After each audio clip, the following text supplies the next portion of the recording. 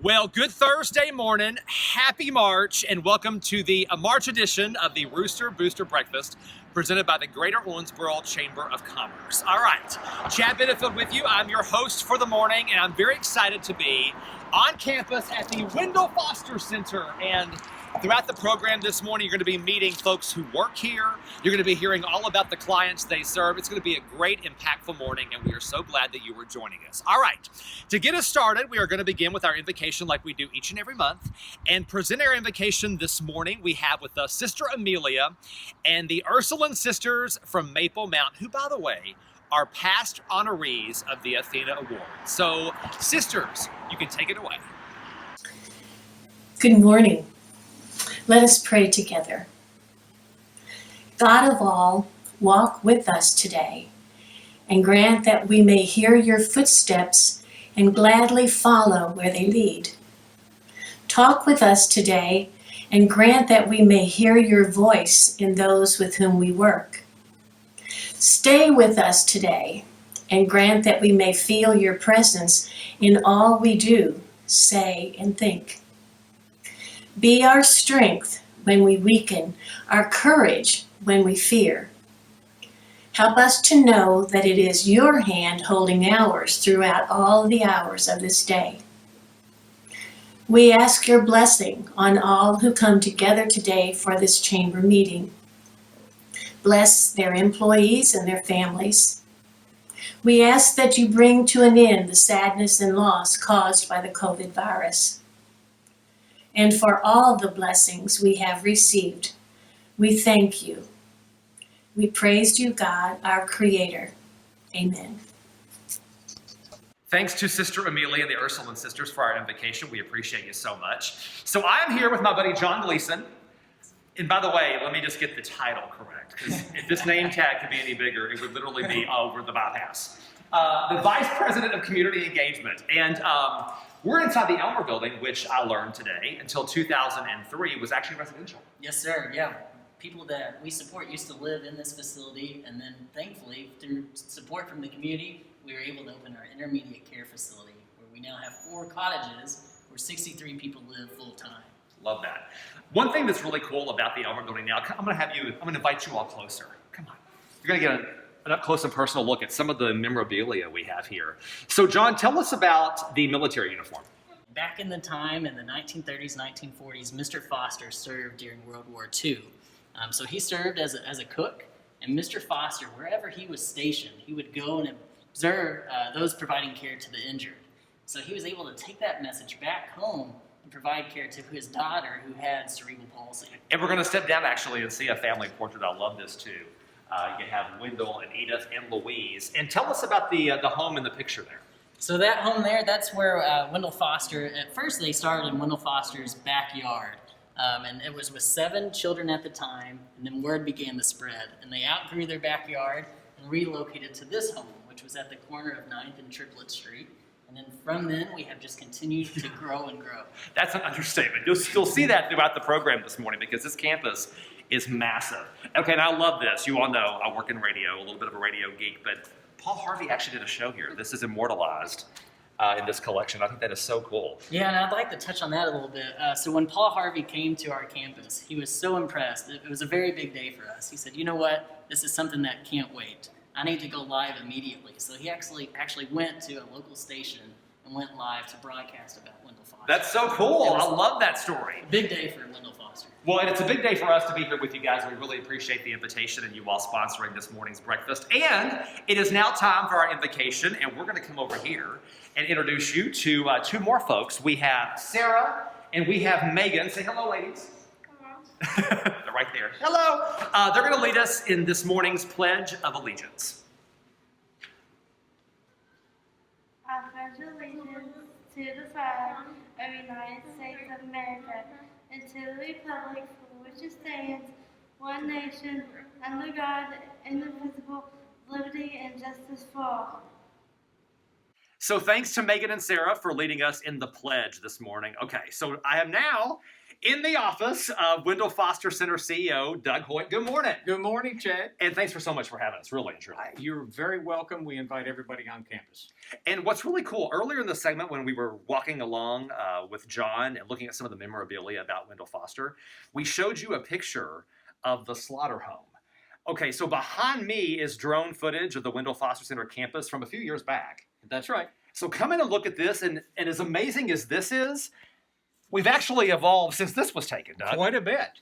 So the slaughter home was in this area up here. What's interesting is Wendell Foster owns this entire area with a few exceptions of property in between. We're standing right here in this building, the Elmer building. I like to point out this one. This is Wiedemann Hall, which, if you can tell, was designed and is shaped like a wheelchair. That's incredible. That's a former residence. It has our kitchen facilities and laundry facilities, and now our day programs. Now today, when I came here to film, I parked over here. This is not here. This house is gone. This is now a huge facility for you all. This is our new 16,000 square foot Latham therapy facility. We do physical therapy primarily in that building, and our occupational and speech therapy primarily in the green building, which is right here. Now, you were telling me an interesting stat earlier about how much space that you all have under roof at Wendell Foster. So to put it in perspective that I think a lot of people can understand, it's about 240,000 square feet, but it's 5.5 acres of buildings that are under roof. We were walking to film some segments, and I'm like, okay, I feel like I'm underground at Disney. I mean, there are so many corridors. This is incredible, though, when you look at the perspective of what we had out there with the slaughter home and what you all are today. It's impressive. Absolutely, and we're very proud of what we have. And I also like to point out, and I never miss the opportunity, we have 361 employees, which makes us a fairly large employer in the county.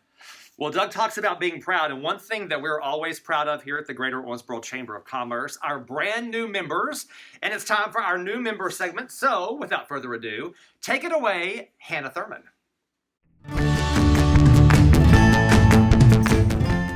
American Freight recently acquired FFO Home. They sell mattresses, furniture, and appliances, and have financing as well.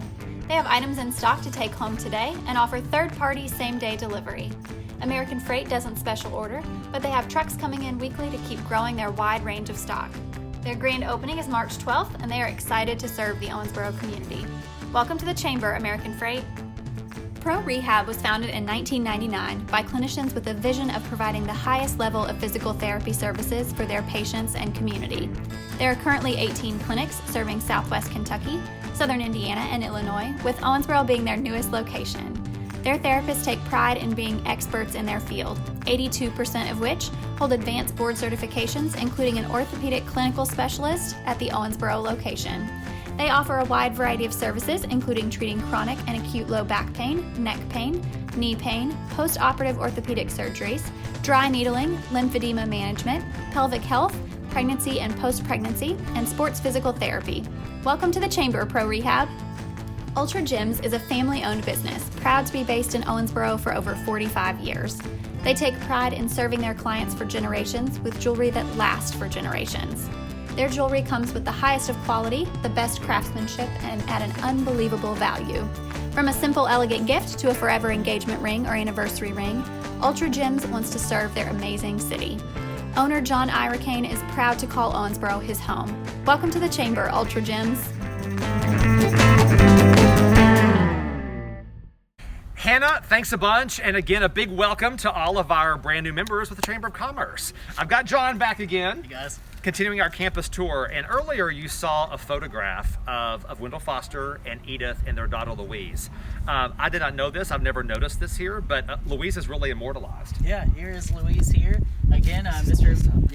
and Mrs. Foster's daughter. She had cerebral palsy, and she lived here into her 60s, which was remarkable, especially for that diagnosis. That's incredible. If you come to campus, you can check this out, and again, and just see how much this campus has grown. All right, now we're going to show you something super cool. Tell them. Yeah, we're going to take a walk through to our sensory park. So we have had great support from our community as a whole, but especially our city. 7th Street used to cut straight through our campus, and thankfully with the help of the city, we were able to reroute that and now have our sensory park. So we can go from building to building safely.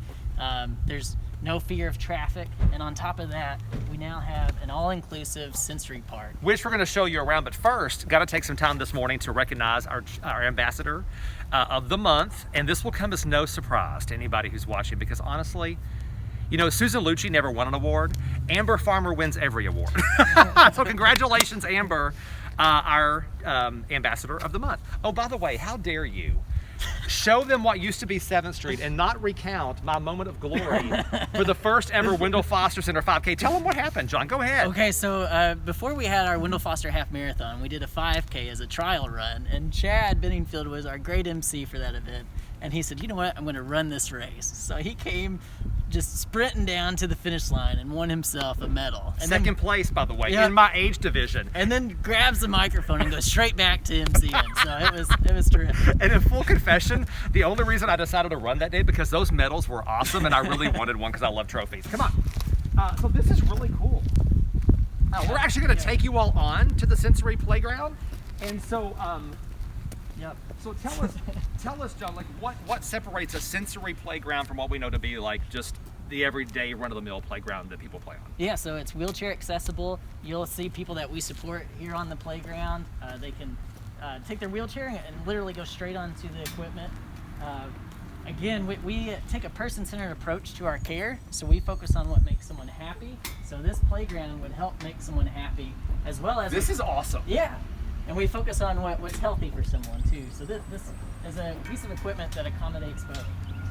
Yeah, this is awesome. How many slides are here? I don't know, 5 or 6. Well, Yeah. get familiar because it's going to happen, John.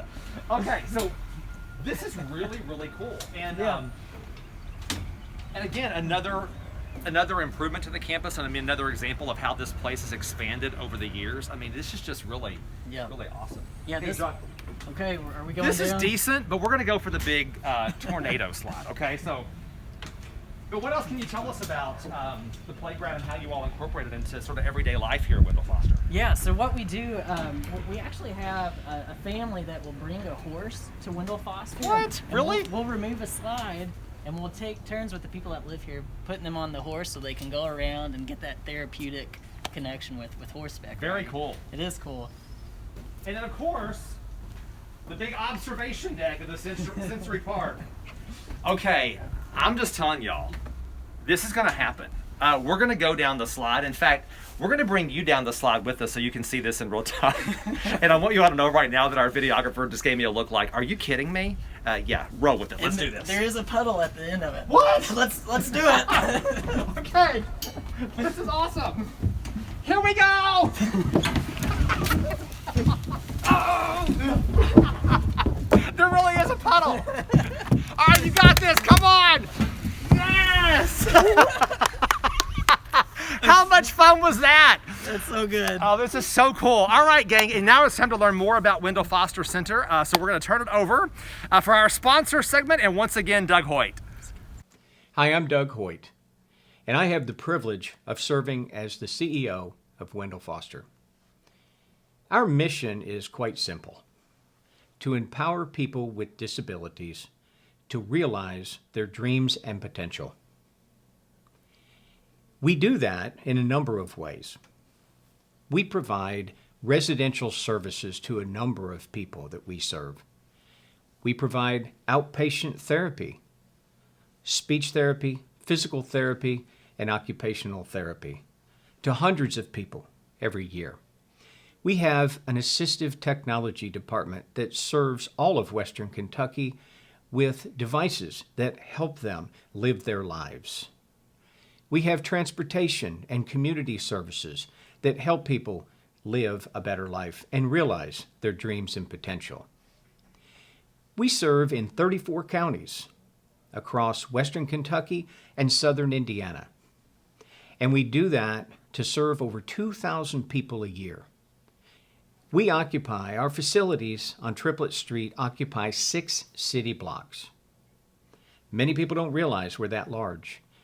We have over 240,000 square feet of buildings under roof.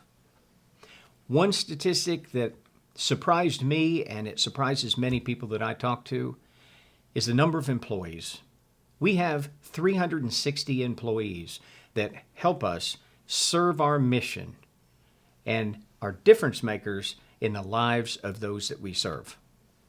And I mentioned difference makers. I want to talk about that just a minute. Our 360 employees make a difference in the lives of those we serve each and every day. But so do those who participate with us as a donor, as a volunteer, as a member of our board, serving on a committee, or coming to our facility as an outpatient, or in some way touching Wendell Foster. We're all difference makers. We are all making a difference in the lives of those we serve, and we're very proud of that. Wendell Foster began with very humble beginnings. Wendell and Edith Foster had a daughter, Louise, born with cerebral palsy. At that time, it was not common to talk about somebody with a disability. You kind of hid them away, tucked them away, and took care of them. But not Wendell and Edith. They went and knocked on doors in the community, and they found other children with similar disabilities, and they brought them to their home and provided therapy in their backyard.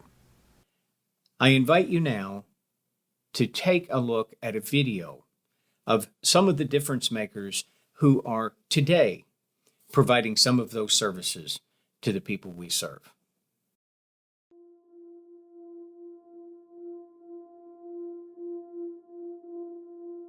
What is a difference maker? At Wendell Foster, we believe in the power of our people to make a positive impact in the lives of those we serve. From our 360-person staff that's committed to our mission of empowering people with disabilities, to our volunteers who put in countless hours to aid our efforts in providing world-class services, our donors that give the resources we need to operate our facility and uphold our high standard of care, and our care recipients that rely on us every day to help them achieve their goals. We are a team. We make a difference. We're Wendell Foster Difference Makers. Each and every day, we make a positive impact in the lives of those we serve. Our 360 employees are all difference makers. They truly make a positive impact, make a difference in the lives of those we serve. When I think of what a difference maker is, I think of every person on the staff here. I've always witnessed in my interaction with Wendell Foster that from the top to the bottom, from the bottom to the top, every single person has a passion for what they're doing. And it doesn't matter if they're raising money for the organization, if they have direct care. It seems that they know the patients, they care deeply about the patients, and want the best for them. I trust Wendell Foster because of the caring nature and the devotion to care here, and for the mission that they have. If you're a donor, a board member, a volunteer, a family member, an employee, or community advocate, you also are a difference maker to Wendell Foster. Let's all be difference makers for Wendell Foster. To learn how you can become a difference maker, visit wendellfoster.org. Doug, thanks so much. And I'm back with John again. And remember earlier we were in Doug's office. He showed us that aerial view of the Wendell Foster Center campus from years ago. And one thing he pointed out, John, was the building that overhead was designed to look like a wheelchair. This is it. Yes, sir. And construction was finished on this building in 1994, and now we use it for our laundry and dietary team. We have a whole team here dedicated to preparing food for the people that live here. And you know, as cool as it looked from the aerial view, but you can actually tell by looking at the design of this exactly what the architects had in mind when they designed. That's awesome. Okay, so John, we have to introduce a very special guest. Okay. Don't you act surprised by this? It's the Chamber of Commerce breakfast. Where have you been the last 45 minutes? We have with us... Are we going to redo this? No, we're not redoing it. What are you... John, we're one take wonders here. This Okay, here we is go. live on Facebook. Our What do you mean redo? Our guest, Oh, go ahead. Candace Bray. Take it away, John. Yeah. You're fine. Go ahead. You got this. Please, Candace, please come. Chad, we don't need Chad. That's We don't right. need Chad. Candace Break, everybody. Good morning. Good morning. Good morning. So sorry I missed the tornado slide. But Yes. but you know my rule. No slides when we're in all white. That's just the rule. So, It's time for the chamber update. It is definitely time for the chamber update. We're so glad you all are here with us today. It's so great to be here on Wendell Foster's campus with these great people who make great things happen in our community. We're so proud of you and the work you do for our community. So it's been a busy month at the chamber. We're going to start off by making sure that everybody received their member decals in the mail. Now, if you have, are they on your door? Are they on somewhere where the public can see it? They better be. So we'll be looking for you and tagging you soon on Instagram on our social media accounts. You all know our advocacy efforts will continue throughout the Kentucky General Assembly legislative session. You'll be getting weekly emails from us, and we are currently working on having a legislative update with our legislative members, our delegation. It'll either be this weekend or next week. Be watching your email. We'll be letting you know when that's going to be. It's always important for our legislators to hear from us so they know what's important to our membership and to the business community of the greater Owensboro area. Also, we have last week we had a webinar called Finding Ways to Cope and Thrive During the Pandemic by Lindsay Lanham, who's the owner of Compass Counseling. That is now on our YouTube webpage. Just a little bit to get us over this hump. The light's at the end of the tunnel, but it's always good to do a self-check and some self-care every now and then. And tonight at 5:30, OCTC will offer the 4th annual Trailblazer event. It's featuring Julie Croteau, who is the first female to play and coach in NCAA men's baseball. This is all about empowering girls to be able to think outside of the realm of where they might be and to shoot for the stars. So we hope that if you know a girl who may be interested, to tune in to OCTC's Trailblazer event tonight. We do have some ribbon cuttings coming up. We're super excited about that, celebrating with several of our members. First of all, March 5th, tomorrow at 12:15, we have a ribbon cutting at Center Court with the Owensboro-Davis County Tennis Group. And that's going to be at Biddle Road, you know where the tennis, where Center Court is. We hope to see you there. And March 19th, which is a Friday at 12:15, we'll be celebrating at Mile Wide Beer Company at 119 East 2nd Street. We are so excited to have Mile Wide here in Owensboro. We all know that one of the signs of a thriving community is to have breweries, and we're so proud that Mile Wide's here, and they joined the pub on 2nd too, to really creating a great offering for people and showing what local brews can really mean to a community. Next Tuesday, March the 9th, we are hosting a seminar. It's actually on the web with OCTC, Brescia, and Wesleyan. And this is going to be for businesses who are interested in filling positions. As we all know, those second year at OCTC and our 4th year seniors at Wesleyan and Brescia are looking for employment opportunities now. And we know we have a lot of job openings around the community. If you're interested in hearing what those schools have to offer and ways for your workforce needs, please tune in to our webinar next week. And if you're feeling a little lucky, CYP is having a St. Patrick's Day virtual trivia night on March the 17th at 5:30. Should be a great time, so all of our YP members, make sure to join your other peers to celebrate St. Patrick's Day and to have a little bit of fun. And March 17th is also our monthly ambassador meeting. Leadership Owensboro Education Day is March the 18th. And then on March the 26th, our Civic Engagement Institute will be meeting from 9 to 11 to talk about some exciting things that we're doing with the Young Foundation for our community. Our new Go Chamber magazine is debuting soon. Be sure to check it out. There's a lot of good features in there on things that we've been doing over the past quarter. We're really excited about the new format and thank Jason Tanner so much for always coming up with new ways to do things and to make things more exciting for our members. Remember to keep checking out too the COVID-19 resources page on our website for information on how and where to sign up for a vaccine. Remember, that shot in the arm is what's going to keep our businesses open and keep our economy moving forward together. And lastly, remember to check out your Chamber Matters, the partnership that we do with the Messenger Inquirer. Chamber Matters have our member renewals in there, and we always ask for you to do business with Chamber members first. Those individuals and businesses are people who invest in our community, and they're investing in you, so please, in turn, invest in them. Again, thank you so much for being with us today. We're so proud of this program and all that women have done in our community, and we just look forward to seeing you again next month. So thanks, Candace. Again, a very busy month at the Greater Owensboro Chamber of Commerce, and thank you for the update. Okay, I'm with John again. He's so excited about this. Now, John, tell everybody which building we're in now. So we're in the Latham Outpatient Therapy Facility, and we are in the small gym. Okay, so can I just tell you right now, I'm obsessed with the swing that we're sitting on. So what is this? Tell me. So this room is dedicated. The swing, what you doing? Okay, this room is dedicated to our younger clientele. We'll have infants as young as just a few weeks old that will be in here. The padded flooring allows for the babies that we tend to crawl around. We help infants that have torticollis, which is a condition where the neck is tight and our physical therapists help with that. But take a look around this room. I mean, this is incredible. And we called this the small gym because in this building, you actually have another gym. That's right. We have slowing down, we have to get faster. Okay, we have the large gym. We also have connected this building to our green outpatient therapy facility. We are renovating that building to reflect the same feel as this building. Yeah, this is really, really awesome. All right, speaking of awesome, we have a program for you all this morning that you're going to absolutely love. We have assembled 6 past Athena Award winners. And with the help of Candace Brake and our friend Tish Korea Osborne, they're going to be talking about how local women are impacting our local community. So ladies, cannot wait for this. Take it away. Thank you so much, Chad. It's so good to be here with you this morning. We're so delighted to bring you this great program.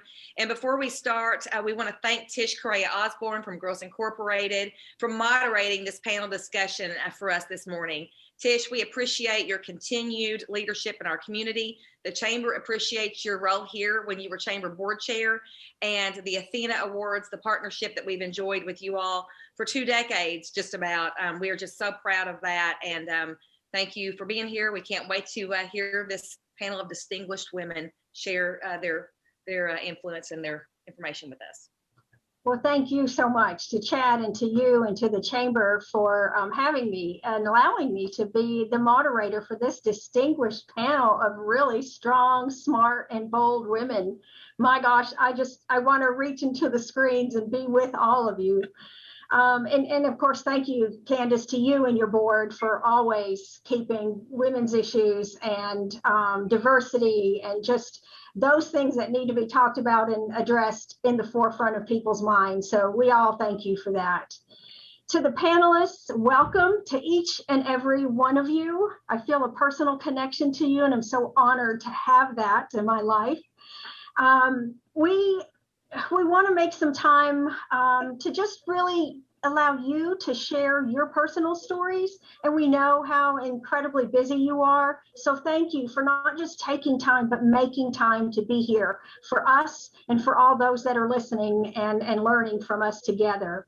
But as I look over this group and look at each and every one of you, I am really overcome with just the wealth of knowledge, the experience, the skills, the just expertise that all of you have been sharing all your lives and that you bring to the table. And we cannot thank you enough for that. It's pretty darn breathtaking.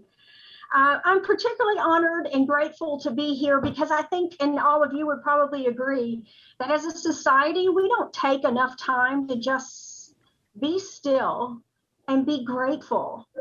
Be grateful for those that have helped shape our lives, our workforce, our community, and how they've impacted us and others around us. We just kind of rush and accept things as they are. And this today, and especially as part of Women's History Month, is that time to just kind of stop and celebrate you and the contributions that you've made and that we know others are stepping up to make as well. It is a gift to be able to get a chance to meet some of the women. I hope for everybody, they're going to feel that way, that are truly trailblazers in this community and in so many different sectors and in so many different ways. I mean, you truly are trailblazers in your own special ways. Each of you has your own unique story. They're powerful. You have obstacles that have been unique to you. And I'd like to ask if you wouldn't mind to please share a short bio on yourselves to help inform our listeners of who you are, where you've been, where you're coming from. And maybe it's not just inform, it's just remind them of that before we get started into our questions.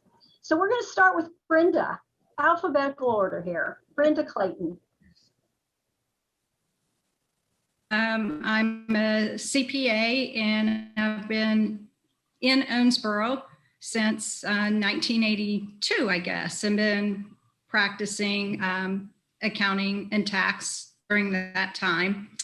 I own my own CPA firm and have 2 people who work for me. In addition to that, I've served on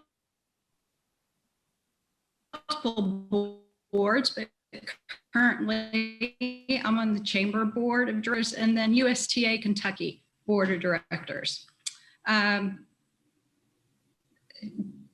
I said, along the way, I've been involved in a variety of community activities over the years. I'm married, have 2 children, 2 daughter-in-laws, and 2 grandbabies. My spare time, I like to play tennis and have been on several state championship tennis teams in the last few years. So that's where my passion is, my downtime.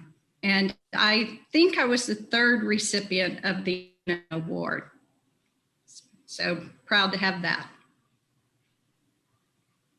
Thank you, Brenda. How about Cindy?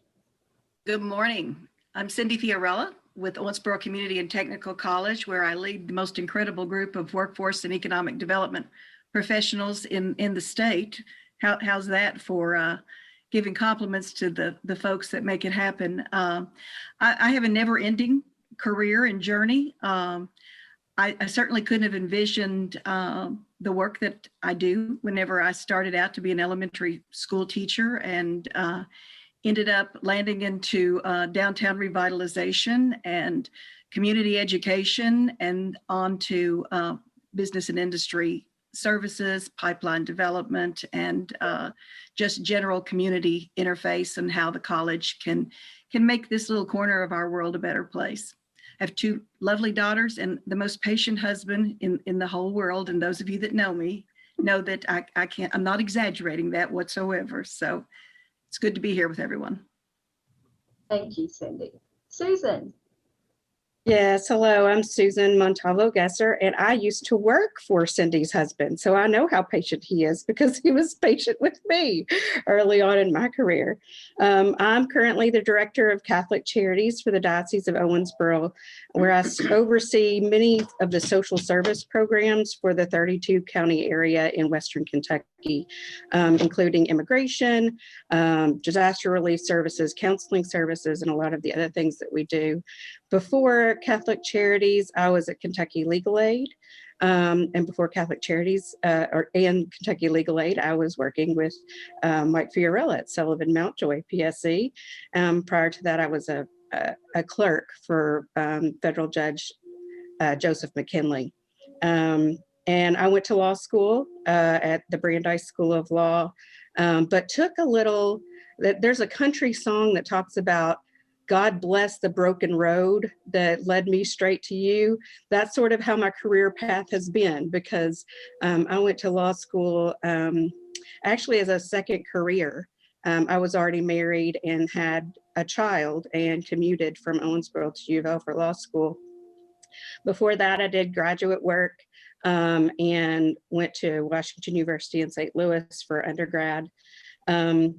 I serve on a lot of boards here locally, and I love that work.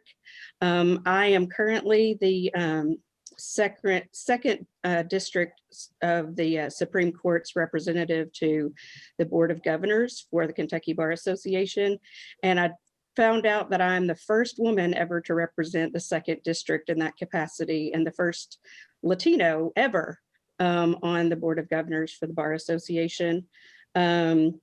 You know, I feel really blessed to do what I do after the little winding road that I took to get here.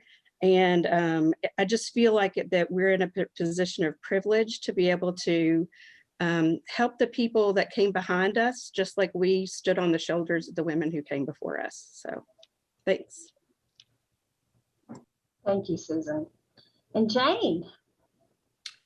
Well, I came to Owensboro in a little different way. I was married and we moved here in 1966, probably long before a lot of you were even born. I did not work at all until I was 30 years old. I got a divorce and became a single mom of 2 children. And I was hired at the Travel Center of Owensboro and worked there for about 6.5, 7 years, and had the opportunity through a past president of the chamber who financed my startup at Livingston Travel. And I had that for 30 years. I sold in 2009 to the travel authority, and I have stayed on as an independent contractor and still am semi-retired. My goal is to make it to 50 years in the travel industry, which will be next year. I have 2 children, 1 deceased. I have 5 grandchildren and 8 great-grandchildren. I've been involved in many different boards and panels and so forth in the Owensboro community. I was taught by my mentor that you need to give back to the community that you make your good living in, and I've tried to fulfill that. Thank you, Jane. Alma. Hi. I am really thrilled to be here.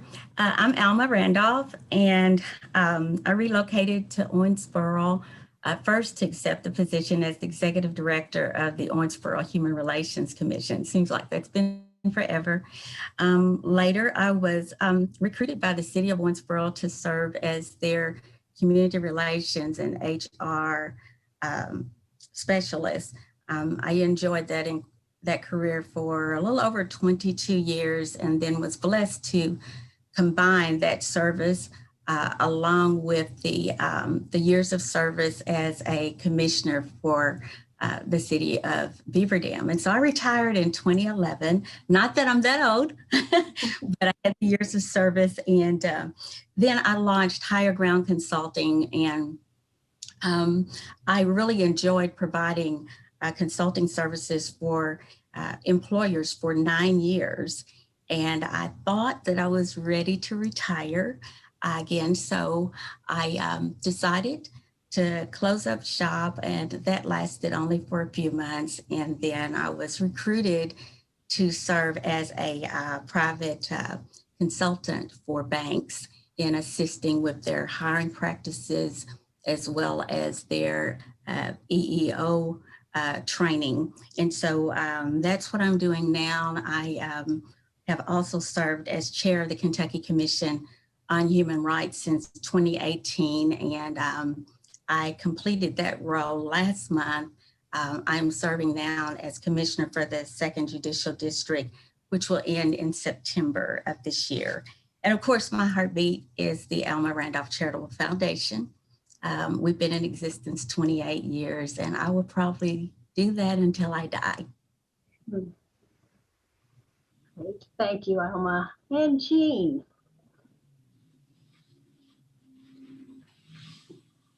Hi, everyone, and thank you, both Candace and Tish, for allowing us this opportunity. I too am honored to be a part of this elite group of women leaders that have done so much from Owensboro, and I've been basically side by side with many of you for a long time. My path would take the total 25 minutes, and I'm not going to do that.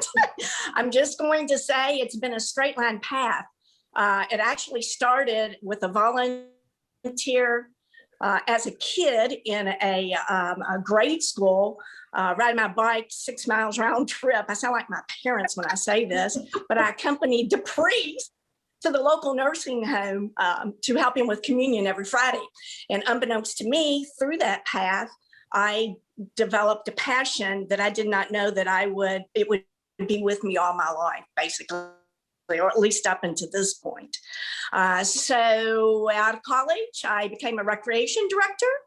And from there, I became a healthcare consultant and had many jobs throughout the state, and an individual administrator of, at that point, Parkway Nursing Home over in Beaver Dam, Kentucky, hired me as a consultant to help through licensing and regulation.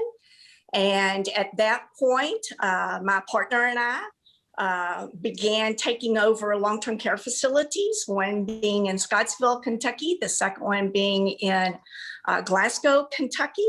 And in 1983, we developed Wells Health Systems. From 1983 all the way till 2000, with a lot of personal risk, financial risk, 24/7 work, total dedication to the industry. We either had operated, acquired, or built 30 nursing homes in the state of Kentucky. And that was in 2000. So it took us, 18 years of solid work to create that company. In the mid 1990s, in that journey, I learned that that particular industry was totally dependent upon elected officials in government.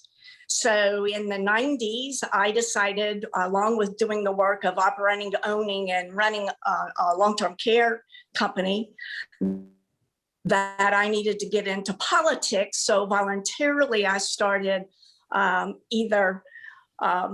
was lobbying, no doubt, for the host state, not just for Wells Health Systems, but I was also involving myself in campaigns and fundraisings.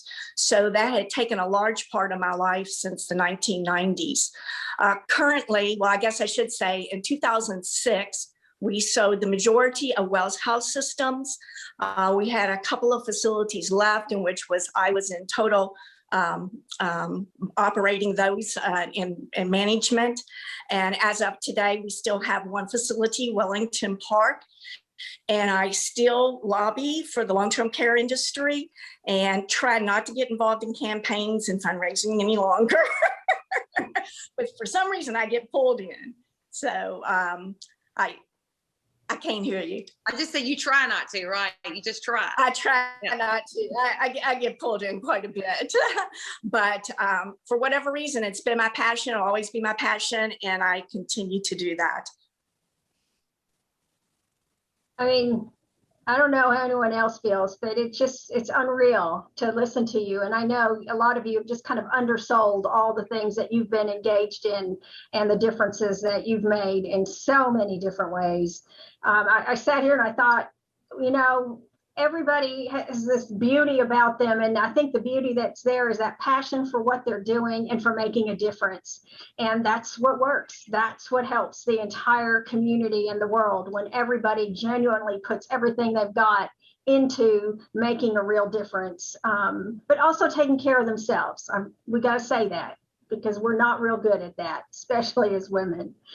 But each of you, in order for you to get to where you are today, whether retired now or still very passionate about your work, we recognize, as Susan said, that you're all standing on the shoulders of others that have come before you, but you've all had to find and create your own path in your journey. And presumably some of you have had to kind of run straight through some of the obstacles, some go over, some under.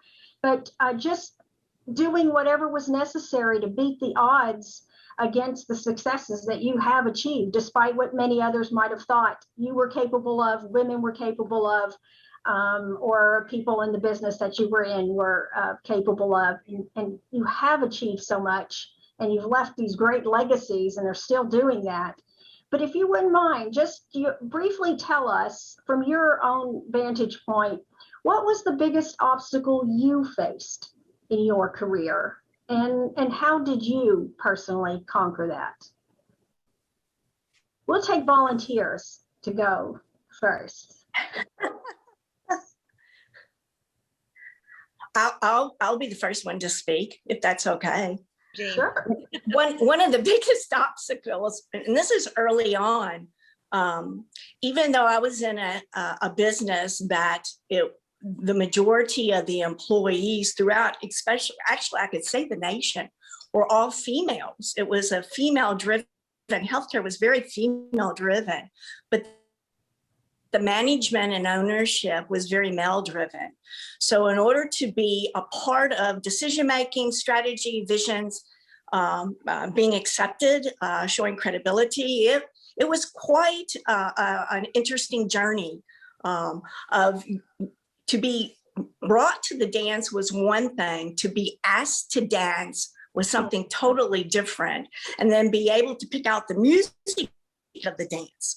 So I use that as an analogy because, you might have been put on a board or, whatever the case may be, and we all come from different aspects of structure.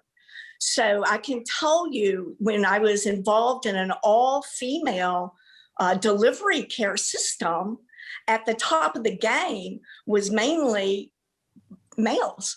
And so in order to break that barrier was quite an effort and took a lot of years. I'm just going to leave it at that because we don't have enough time. Thank you, Jean. I appreciate it. I'll go next. Okay, Jane. I probably had maybe one of the most unique situations. I was looking at facing bankruptcy. I was the single parent and I could not figure out how to make more money. I went to Roger McCormick, who was the past president of the chamber. We're talking back in the 70s. He said, "Why don't you start your own agency?" And my comment was, "I don't have the money, and I've never even thought about doing that." That man saw more in me than I saw in myself. He stood behind me 100%. He put a lot of money in the bank in my name for me to start Livingston Travel. We never had a signed document. He never even asked to look at a financial statement. We made the deal on a shakes of hands. He supported me 100% all the way. Part of the issues that I faced in business is that I started dating a Black man in our community in the early 1970s, 72, 73. I did eventually marry him. So I bucked the social norms, certainly at that time. I don't think I would have ever been as successful if I had not had Roger, who had my back at all terms, and he accepted me and my husband as equals. So those were the two obstacles that I overcame through the support of standing on another man's shoulders. Thank you. I'll go. I think for me, because I'm, accounting and being a CPA, that gives you a certain level of credentials that people look at and think, okay, you can do something, you can add value, there's something there. But I think early on, in particular my career, it was as much about what was expected of a female in the workplace. Having children, and I remember being pregnant with my first child, and the number one question I got was, so are you going to work after you have your baby? And I finally just got tired of it and said, well, I can't afford not to. I mean, that seemed to be the satisfactory answer, not the, of course I'm going to work. I find value in what I do. I enjoy what I do. And frankly, my children are much better off with me working than being at home with them 24/7. I don't know how people are doing it today and having to, educate their children and raise them when they're an individual like myself, who just gets a lot of energy working with other people and doing work. So that was probably in the early part of my career, having that stereotype that, well, once you have children, you leave the workforce, you raise them. I'm not sure, I guess people think you come back after that. And many women do, I accept that. But that was probably the big question that I would always get, and how I handled, those questions along the way. Thank you, Brenda. Susan? Yeah, sure. Well, early on, I sort of determined that I didn't have a margin for error. And that was as a kid, because I believe, I had a number of things facing me that I was aware of. I was a woman. I was Latina we're in a society where I grew up in Owensboro, so there weren't many of us. And I grew up in poverty. So I knew I had those three things that sort of struck out against me. So I knew that there wasn't as much of a margin of error as there might be for people who don't have those three things.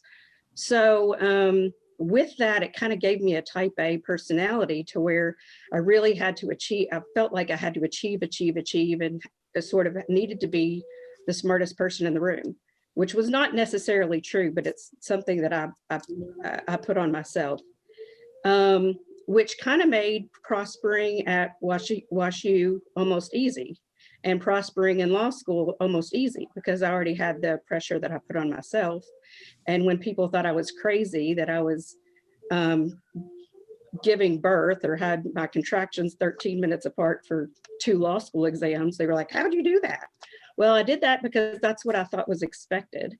And I wanted to be able to show I've got 3 daughters and a son, and wanted to be able to show that my daughters, particularly, that they could do anything that they put their minds to. And it kind of followed me throughout my career. For attorneys at the time, I was the only female associate in my firm for a while. And when I got pregnant, I was so nervous because, you're going to the partner, my mentor, and I was almost afraid to tell him that I was expecting a child, because there was no maternity policy at that time. So, but he's wonderful. Well, one of the things is he's wonderful because he's Catholic like me. And he said, oh, don't worry about it. We had 3 in 3 years, so you're okay. And so I was like, all right, we can do this. But it's, it was just a whole lot of being in a profession like law. You want to be able to show that you can dish out and take as much as the next guy, And so with that, that pressure's added on there too. So I guess I always felt like I had to overachieve. And with the young ladies that I mentor now, I like to stress to them that you don't have to put that pressure on yourself. You can still achieve without, I guess, missing out on finding out who you are in the process. So that's the one little tidbit that I give to all of them. But it was just really knowing and thinking that I didn't have that margin for error, because I had to get I had to get the highest SAT score so I could get enough scholarship money to pay for college, and then everything after that. But like Jane said, there was a mentor there that helped me out. Nancy Wilson helped pay for my books for undergrad and for college. So there was someone there that believed in me enough to make the investment. And that was so important with the obstacles that lay in my path. Thank you, Susan. I'll go next. Thank you. I grew up in Beaver Dam, Kentucky, and we have less than 1% African-American population there. As a matter of fact, I was a junior in high school before another student was in the classroom that looked like me. During that time, I saw that as a disadvantage, but really did not realize that I was being prepared to step into roles that I would be the only one, and I needed to be comfortable in doing so. At the age of 24, I was approached by a former mayor, Webb Harris, and encouraged to run for city council at the time. I jumped in right away, too green to understand that this is really a big deal that you're trying to take on. As a matter of fact, we had 10 white males running for a seat in Alma. And I went all over the community with my little pink cards. My card stood out from all of the guys. And I told my story, and I said, I would like to have the opportunity to serve as your commissioner. I must admit, when I won, I was scared to death. I thought, oh my God, what have I gotten myself into? But each time that I found myself in a position where I felt overwhelmed, and that I knew that God had opened the door for me, that he was going to provide me with the knowledge that I would need to succeed, it happened. I was successful, but scared to death. I experienced that same fear when I established the Alma Randolph Charitable Foundation. For me, I have been fortunate. I've had a substantial number of male mentors that have helped me throughout my career. I've had females that have supported me as well. And so as a result, I owe my success to so many people, especially my mom, because she was constantly telling me that I could reach for the stars. And as long as I maintained my faith in God, I could accomplish anything. So I've been blessed, and probably more than what I deserve. You're to me. And it's interesting because I'm such a throwback. I was even before Brenda, because whenever I was one of the first to go to college. I was fortunate in that both of my parents my father was a college graduate. My mother had some college, but you went to college to either become a nurse or a teacher. And I sure as heck didn't want to be a nurse. I knew I couldn't handle that. So teacher sounded good. I really liked school. But my goal was, I had a husband that I adored. We married while we were still in college. And my next step was to have my wonderful daughters. But volunteerism was my career path. I did not set out to have a career. But the next thing you know, people were saying, when we would work together with other volunteers and we would collaborate and create and have so much fun, that people would say, have you considered, we have a position here, or we have a position here. And I'd go, really? You want me to do that? I'm not qualified. And many of you know Marcia Carpenter, who's a dear friend, and she would go, what are you going to be when you grow up? And I'd go, leave me alone. I don't know. And I still don't know. I just know that I get to go to a very special place in the community. And I not only get to work with tremendous leadership and faculty and staff, I get to work with everybody in the community. But what I'm hearing is a common theme here is that we've had passion about what made us tick and what we were doing with other people, but all of us have had people who supported us, either through their encouragement, financially, asking us to take on more. And in this community, that is such an incredible asset, because we're the perfect size to get our arms around scenarios. Together, we can do anything. And I think that's what sets Owensboro apart. And it's a usual mode of business for one of us to call up the other one and go, hey, I have an opportunity here, or hey, if we did this, could you do that? Or I really think we could reach out and do this. And so I think that's what makes this community so exciting and such an innovative and dynamic community. I know that we talk about placemaking, and I think we just live and breathe placemaking in the greater Owensboro area. Wow. What can we, you want to just keep talking? I mean, you were just summing all this up beautifully. Well, I got to listen to everybody else's fun stories, so thank you for sharing. It's so true. There were so many different common themes in here and so many different takeaways. I mean, from have faith, maybe that's that piece that gets you going, to having faith in yourself, to not being afraid to ask for help, not being afraid to take help, not being afraid to just barge on through and do what needed to happen, not having the fears and the worries of, what do other people think about me? Just here I am. I present me to you, and let's see what we can all do together. And you all have been these just amazing, as we said, trailblazers and just wonderful people that have done things that we can all look towards. And as I said earlier, that we all benefit from. I want to ask you a million more questions, but we'll end with one.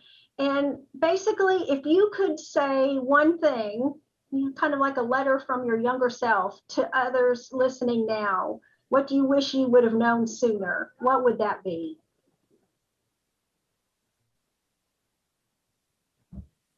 I like Jane's face. I know.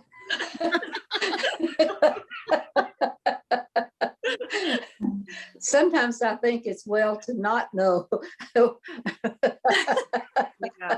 If you knew some of the things that were ahead of you, you may not step out there and make the decisions you made. I think it would be to be guilt-free, take away. I mean, because so many of us, I think, we feel guilty when we are paying so much attention to our career and doing the work. And we feel guilty when we're with our kids and not doing the work that we have to do, or guilty when we're with our husbands because we're not with our kids, or, whatever. And it's that work-life balance. And if I could reach back to my younger self or to the young people that may be watching, would be, there's no such thing as work-life balance, and don't feel guilty about it. Like, you are where you are, be present when you're there, put it aside, compartmentalize, and remove the guilt, because you are where you're needed to be. And that quantity time with your kids is just as good as quality time. I mean, I've learned that in COVID, when they've been behind me doing first grade work or high school work, and they watch me working.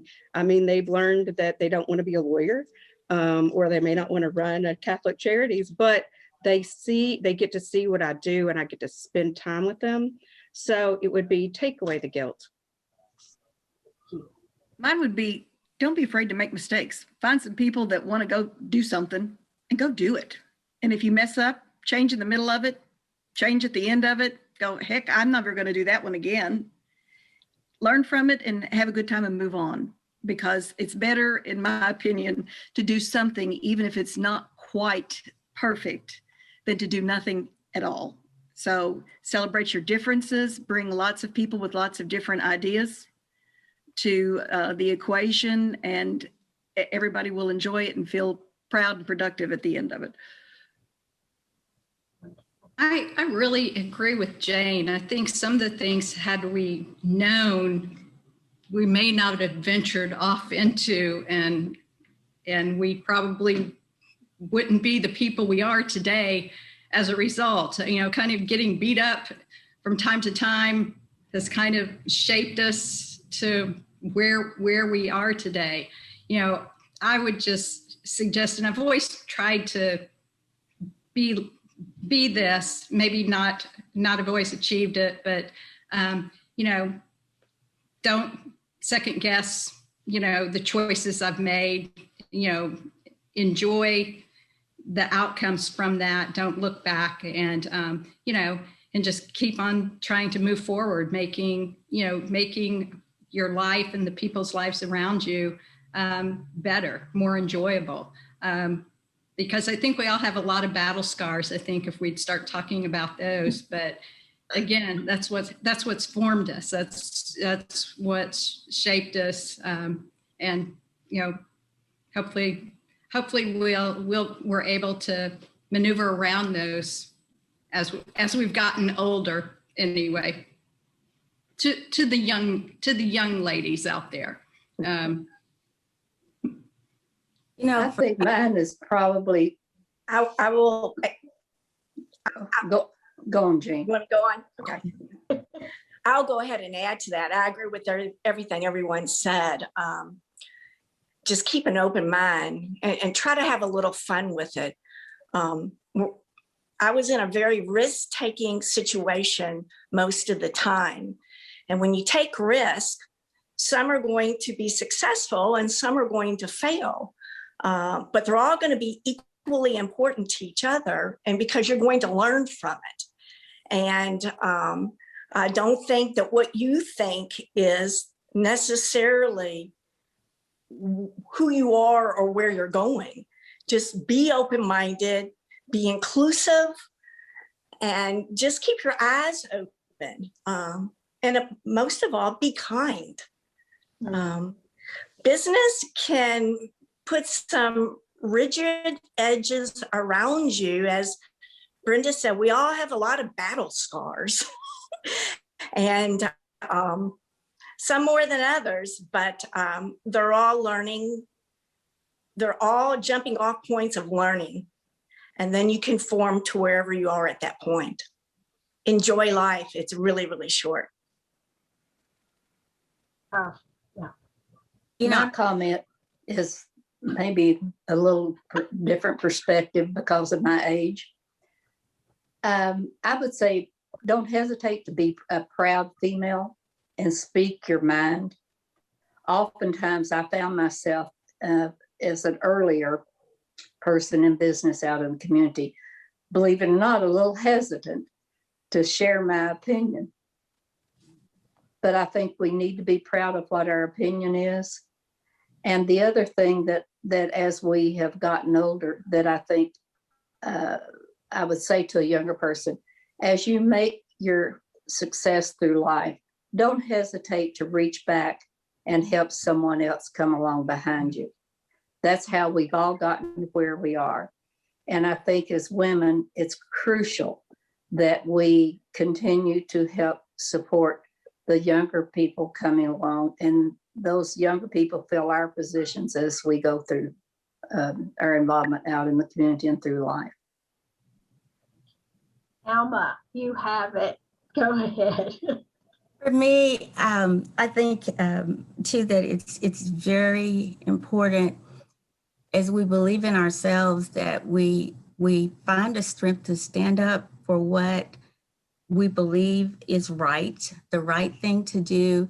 And that for me, true leadership is that you might take a stand and look around you and find no one else standing behind you, but no, it's still okay. If you have to find the seal of approval from others to do what you believe is right, you're constantly going to be going in circles and not really being true to yourself. And I echo that. Someone said to take time to reach out to another sister who may be struggling and need your help. I look back at so many people who have played a major role in my success. When I ran for office, Brenda Clayton was my treasurer. God knows we had some interesting days, but it was so refreshing to be able to turn to her. And I knew that she had my back. And that's what I want. I want to be able to give back to others as I've been blessed. And so that's what I would say to young ladies. Just don't be a taker, but also be a giver.